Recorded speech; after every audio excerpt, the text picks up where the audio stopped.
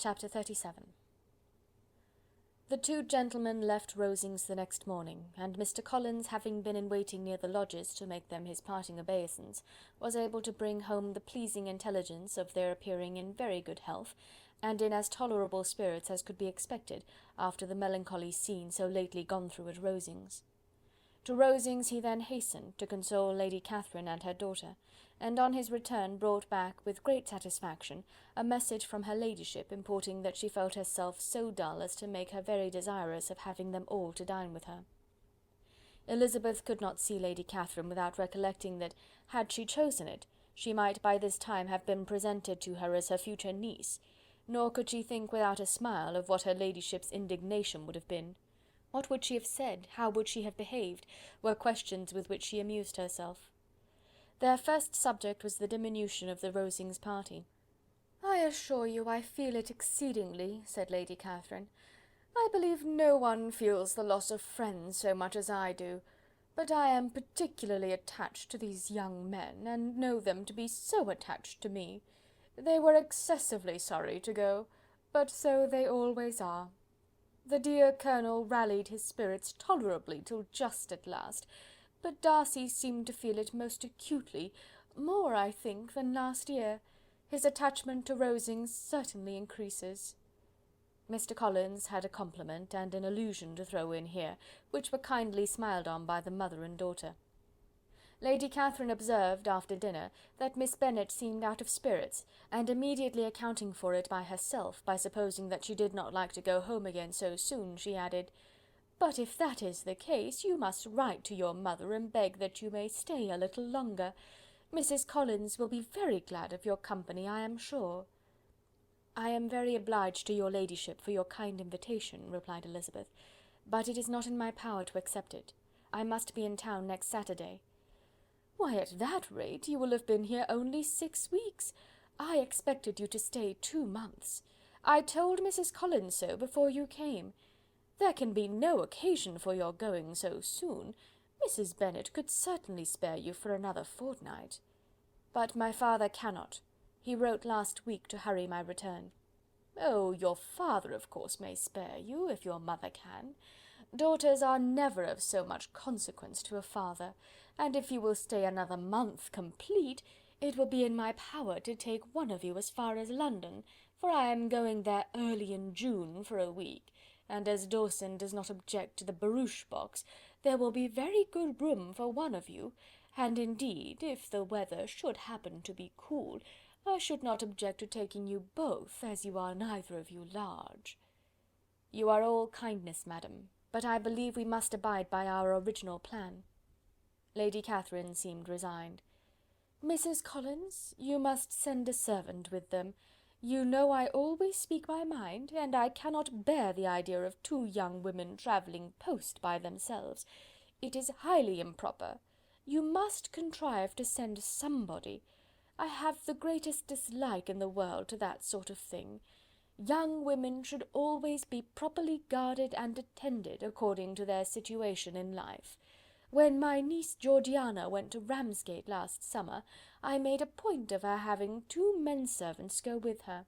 Miss Darcy, the daughter of Mr. Darcy of Pemberley, and Lady Anne, could not have appeared with propriety in a different manner. I am excessively attentive to all those things. You must send John with the young ladies, Mrs. Collins. I am glad it occurred to me to mention it, for it would really be discreditable to you to let them go alone."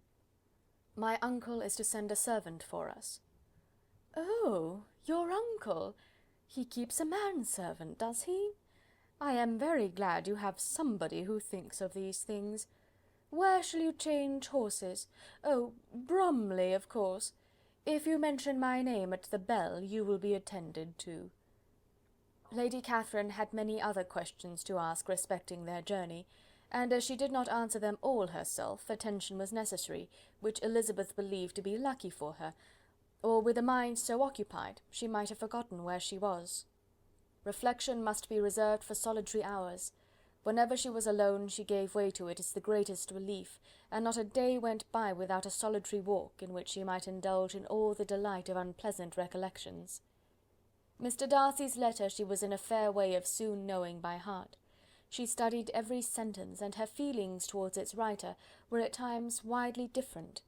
When she remembered the style of his address, she was still full of indignation, but when she considered how unjustly she had condemned and upbraided him, her anger was turned against herself, and his disappointed feelings became the object of compassion.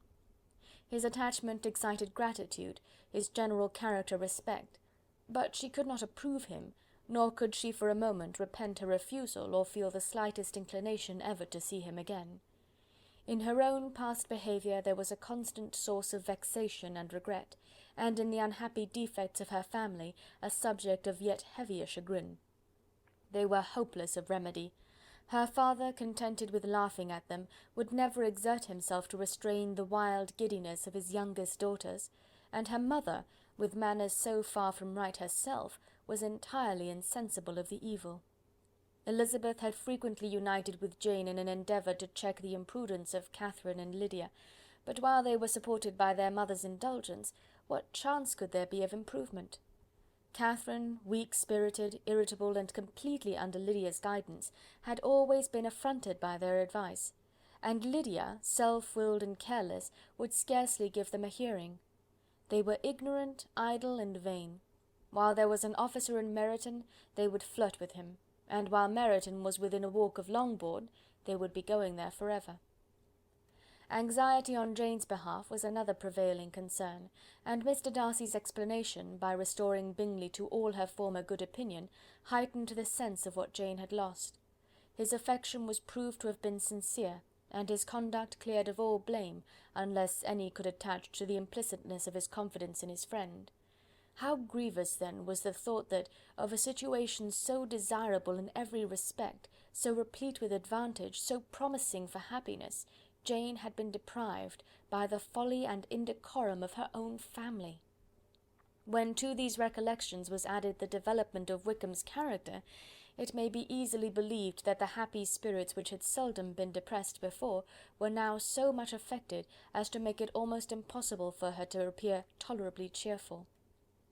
Their engagements at Rosings were as frequent during the last week of her stay as they had been at first. The very last evening was spent there, and her ladyship again inquired minutely into the particulars of their journey, gave them directions as to the best method of packing, and was so urgent on the necessity of placing gowns in the only right way, that Maria thought herself obliged, on her return, to undo all the work of the morning, and pack her trunk afresh. When they parted, Lady Catherine, with great condescension, wished them a good journey, and invited them to come to Hunsford again next year, and Miss de Bourgh exerted herself so far as to curtsy and hold out her hand to both. End of chapter 37.